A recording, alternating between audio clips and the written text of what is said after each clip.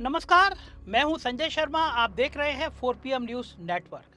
आज की वीडियो में बात करेंगे उस मुद्दे की जो इस समय हर मध्यम वर्गीय घर में, हर मिडिल क्लास घर में चाय की चाय पर चर्चा का विषय बना हुआ है। सड़क पर निकलिए, पेट्रोल पंप पर जाइए या किसी मैकेनिक की दुकान पर खड़े हो जाइए, हर जगह एक ही शिकायत सुनाई देती है। गाड़ी का माइलेज गिर रहा है, इंजन में दिक्कतें आ रही हैं और जेब पर बोझ लगातार बढ़ता जा रहा है। और इस पूरे बवाल के केंद्र में नाम आता है देश के सड़क परिवहन मंत्री नितिन गडकरी का, जिनकी वजह से एथेनॉल मिश्रित पेट्रोल यानी E20 पूरे देश में लागू किया गया। अब सवाल यह है कि आखिर यह मामला इतना बड़ा क्यों बन गया कि ये केंद्रीय मंत्री को बार बार सफाई देनी पड़ रही है, कभी टीवी इंटरव्यू में, कभी प्रेस के सामने, और अब तो उन्हें अपने परिवार की कमाई तक गिनानी पड़ रही है। चलिए इस पूरी कहानी को शुरू से समझते हैं। सबसे पहले बात करते हैं उस चीज की जिसने आम आदमी का सीधा सीधा वास्ता रहता है, उसकी गाड़ी। पिछले कुछ महीनों से सोशल मीडिया पर एक तरह की शिकायतों से भरी पड़ी है चीजें। लोग कह रहे हैं कि पहले जो गाड़ी 15 का माइलेज देती थी अब 10-11 पे आ गई है। कुछ लोगों का कहना है कि उनके इंजन में जंग जैसी लगने की समस्याएं आ रही हैं। फ्यूल पाइप और रबड़ के पुर्जे जल्दी खराब हो रहे हैं। पुरानी गाड़ियां जो एथेनॉल के लिए डिजाइन ही नहीं हुई थी, उनके मालिक सबसे ज्यादा परेशान हैं। ये कोई एक दो लोगों की बात नहीं, बल्कि पूरे देश में मिडिल क्लास परिवारों की एक जैसी शिकायत है, जिनके लिए गाड़ी सिर्फ कोई शौक नहीं है बल्कि रोजी रोटी और रोजमर्रा की जरूरत है। अब इसके जवाब में नितिन गडकरी का रुख बड़ा दिलचस्प रहा है। उन्होंने बार बार सार्वजनिक रूप से यह चुनौती दी है कि कोई भी एक भी ऐसी गाड़ी दिखा दे जो सिर्फ एथेनॉल मिले पेट्रोल की वजह से खराब हुई है। उनका कहना है ये पूरा मामला अफवाहों पर आधारित है और इसके पीछे सोची समझी मुहिम चलाई जा रही है ताकि एथेनॉल नीति को बदनाम किया जा सके। अरे गडकरी जी, आप मोदी सरकार के मंत्री हैं, अगर कोई चला रहा है तो पता कराइए।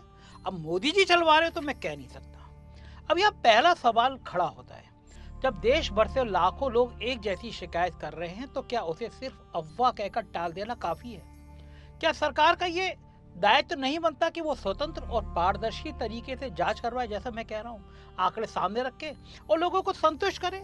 चुनौती देना आसान है, लेकिन जवाबदेही निभाना उससे कहीं ज्यादा जरूरी है। दिलचस्प बात यह है कि खुद गडकरी ने एक इंटरव्यू में यह मान लिया कि एथेनॉल की कैलोरीफिक वैल्यू पेट्रोल से कम होती है, यानी वैज्ञानिक रूप से यह तय बात है कि इससे माइलेज पर असर पड़ेगा। उन्होंने कहा कि हाईवे पर तेज रफ्तार में यह फर्क थोड़ा महसूस हो सकता है, लेकिन शहर के ट्रैफिक में कोई बहुत बड़ा फर्क नहीं पड़ता। तो एक तरफ ये दावा कि कोई गाड़ी खराब नहीं है और दूसरी तरफ ये स्वीकार कर लेना कि माइलेज पर असर पड़ता है। ये दोनों बातें साथ में रख के देखिए तो जनता के मन में भरोसे की जगह और सवाल पैदा होते हैं। अब बात करते हैं इस पूरे विवाद के सबसे संवेदनशील हिस्से की, यानी हितों के टकराव का आरोप, जिसे अंग्रेजी में कॉन्फ्लिक्ट ऑफ इंटरेस्ट कहा जाता है। विपक्ष, खास तौर पर कांग्रेस के नेता पवन खेड़ा ने प्रेस कॉन्फ्रेंस करके सीधा आरोप लगाया कि जो मंत्री खुद एथेनॉल नीति बना रहा है, उसी के परिवार की कंपनियां इस नीति से सीधा मुनाफा कमा रही हैं। उन्होंने बताया कि गडकरी के दो बेटे निखिल गडकरी और सारंग गडकरी दोनों एथेनॉल बनाने वाली कंपनियां चलाते हैं। निखिल गडकरी सियान एग्रो इंडस्ट्री नाम की कंपनी के प्रबंध निदेशक हैं, जबकि सारंग गडकरी मानस एग्रो नाम की कंपनी से जुड़े हैं। अब यहाँ आंकड़े देखिए, क्योंकि आंकड़ों की असली कहानी हम बताते हैं। मीडिया रिपोर्टों के मुताबिक सियान एग्रो का शुद्ध मुनाफा हाल के वित्तीय वर्ष में सैकड़ों प्रतिशत की छलांग लगाकर बढ़ा है। कंपनी का राजस्व भी थोड़े ही समय में कई गुना उछल गया, और ठीक उसी दौर में जब सरकार पेट्रोल में एथेनॉल का प्रतिशत बढ़ाने की नीतियां ला रही थी, उसी समय उसी तरह सारंग गडकरी की मानस एग्रो का राजस्व भी कुछ सालों में हजारों करोड़ रुपए तक पहुंच गया। शेयर बाजार में भी इस कंपनी के शेयरों में जबरदस्त उछाल देखा गया। जब सरकार ने पेट्रोल में एथेनॉल की मात्रा को 85% तक बढ़ाने के प्रस्ताव पर विचार शुरू किया तो शेयर दौड़ गए। अब आप खुद सोचिए, ये सिर्फ इत्तेफाक है या कुछ और? एक तरफ देश का परिवहन मंत्री देश भर में ये नीति लागू करवा रहा है कि पेट्रोल में एथेनॉल मिलाना अनिवार्य हो, दूसरी तरफ उसी मंत्री के परिवार की कंपनियां उसी एथेनॉल के उत्पादन में मुनाफा कमा रही हैं। आम जनता के मन में यह सवाल उठना बिल्कुल स्वाभाविक है, क्या यह नीति देश के हित में बनाई गई या किसी और के हित में? अब बात करते हैं गडकरी के जवाब की, क्योंकि निष्पक्षता के लिए उनका पक्ष भी सुनना जरूरी है। गडकरी ने इन आरोपों को पूरी तरह से खारिज किया है। उन्होंने कहा कि एथेनॉल उत्पादन में उनकी अपनी हिस्सेदारी सिर्फ 0.07% है, यानी नगण्य के बराबर। उन्होंने ये भी कहा कि उनके परिवार का चीनी उद्योग एथेनॉल नीति लागू होने से बहुत पहले से चल रहा है, यानी यह कोई नई नीति के सहारे बनाया गया कारोबार नहीं है। उन्होंने यहाँ तक कह दिया कि उन पर खुद 1600 करोड़ रुपए का कर्जा है और इनके बेटे भी कोई बहुत ज्यादा नहीं कमाते हैं। उनका कहना है पूरा मामला उन्हें और उनके परिवार की बदनाम करने की सोची समझी राजनीतिक साजिश है। कर कौन रहा है साजिश? गडकरी जी। खैर इतना आसान नहीं है जितना आप समझाने की कोशिश कर रहे हैं। चलिए हम यहाँ पे इन दोनों पहलुओं को साथ रखकर देखते हैं। एक तरफ कंपनियों के आधिकारिक वित्तीय आंकड़े हैं जो सार्वजनिक रूप से उपलब्ध हैं और जिनसे मुनाफे में हुई भारी बढ़ोतरी साफ दिखती है।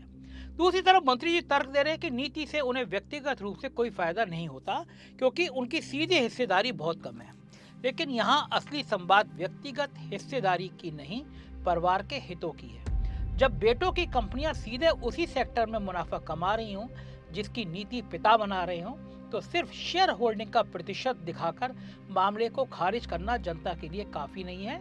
पारदर्शिता की यहाँ पर बहुत ज्यादा मांग जायज लगती है। अब चलिए बात करते हैं उस दूसरे मोर्चे की जो सीधे आपकी और मेरी जेब से जुड़ा है, यानी महंगाई। एथेनॉल नीति का मकसद बताया गया था कि इससे देश का कच्चा तेल आयात कम होगा, विदेशी मुद्रा की बचत होगी और प्रदूषण भी घटेगा। सरकार का तर्क है कि भारत हर साल लाखों करोड़ रुपए का कच्चा तेल आयात करता है और एथेनॉल जैसे स्वदेशी विकल्प से ये बोझ कम किया जा सकता है। ये तर्क सुनने में अच्छा लगता है और कहीं ना कहीं इसमें दम भी है। समस्या तब शुरू होती है जब इसका असर आम आदमी की जेब पर उल्टा दिखने लगे।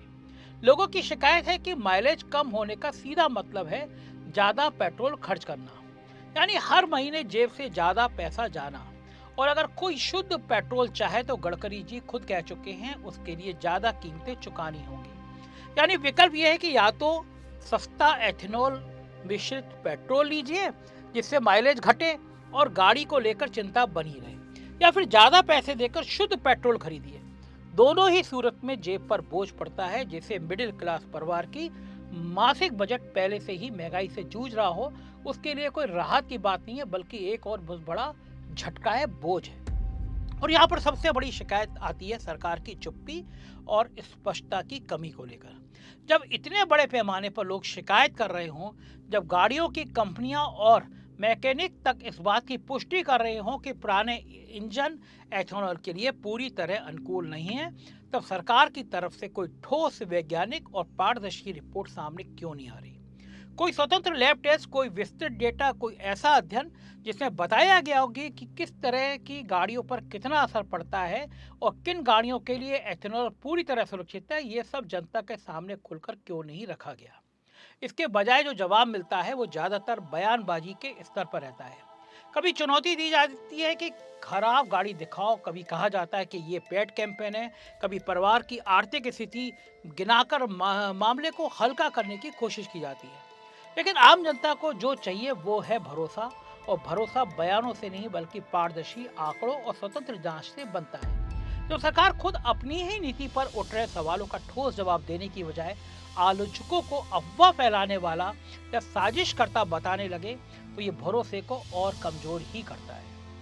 अब सोचिए इस पूरे मसले का एक और पहलू जिसे अक्सर नजरअंदाज कर दिया जाता है, किसानों का। एथेनॉल नीति को शुरू से ये कहकर सही ठहराया गया कि इससे किसानों को फायदा होगा, गन्ना और अनाज उगाने वाले किसानों की आमदनी बढ़ेगी। लेकिन विपक्ष का आरोप है कि हकीकत में किसानों का इससे कोई फायदा नहीं है, बहुत सीमित फायदा मिल रहा है, जबकि एथेनॉल बनाने वाली कंपनियां उनसे सस्ते दाम पर गन्ना और अनाज खरीदकर भारी मुनाफा कमा रही हैं। अगर ये आरोप सही है तो सवाल ये भी बनता है कि आखिर इस पूरी नीति से फायदा किसे मिल रहा है?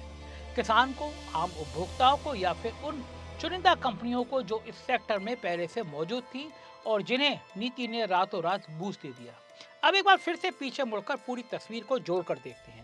एक तरफ करोड़ों गाड़ी मालिक हैं जो अपनी शिकायत लेकर सोशल मीडिया मैकेनिक की दुकान पर भटक रहे हैं।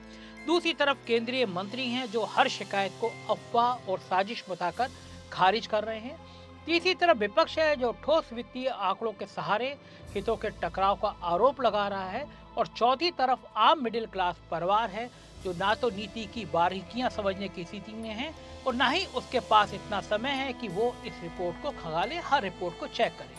उसे बस इतना दिखता है कि उसकी गाड़ी पहले से ज्यादा परेशान कर रही है, उसका खर्चा बढ़ रहा है और जब वो सवाल पूछता है जवाब में उसे या तो चुनौती मिलती है या चुप्पी। ये वही वजह है कि ये मुद्दा सिर्फ एक तकनीकी बहस नहीं रह गया, बल्कि ये भरोसे और जवाबदेही का सवाल बन गया है।